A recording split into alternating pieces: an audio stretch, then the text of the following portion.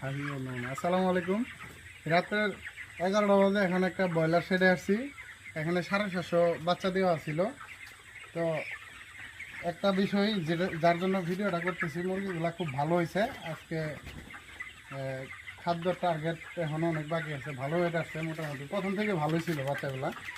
তো যে বিষয়টা আমি বলতে চাইতেছি, একটা বিষয় দেখান এদিকে, মানে 750 হচ্ছে ওই যে নিচে এক সেট, নিচের দিকে দেখেন, ওটা একটু নিচে, ঠিক আছে, একই সেট একই সাথের বাচ্চা। আর এগুলো হচ্ছে গিয়া উপরে এই সেটটার একটু তাপমাত্রা একটু সবসময় নিয়ন্ত্রণে থাকে। তো এই মুরগিগুলা টোটালি সুস্থ, একদম ক্লিয়ার। একই মুরগি আপনার আপনার বাইরে বাইরে থেকে যান, বাইরে থেকে ভিতরে যান, এই শব্দ বুঝান যাবো।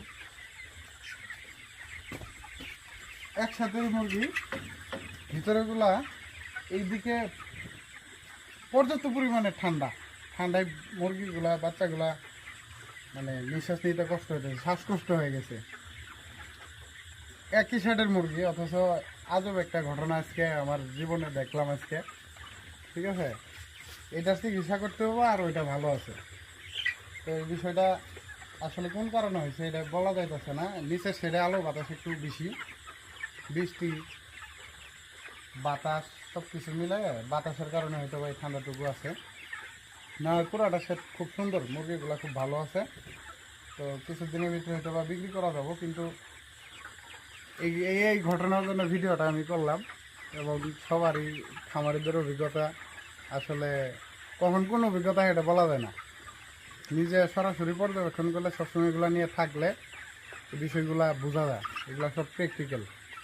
তো ধন্যবাদ, আর কিছু আমি বলতে চাই না। আসসালামু আলাইকুম।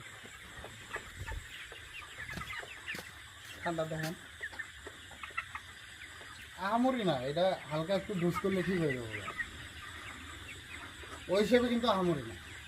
আহামরি কিছু হলে মুরগি কাটতে হইতে বা চঞ্চল আছে মুরগি।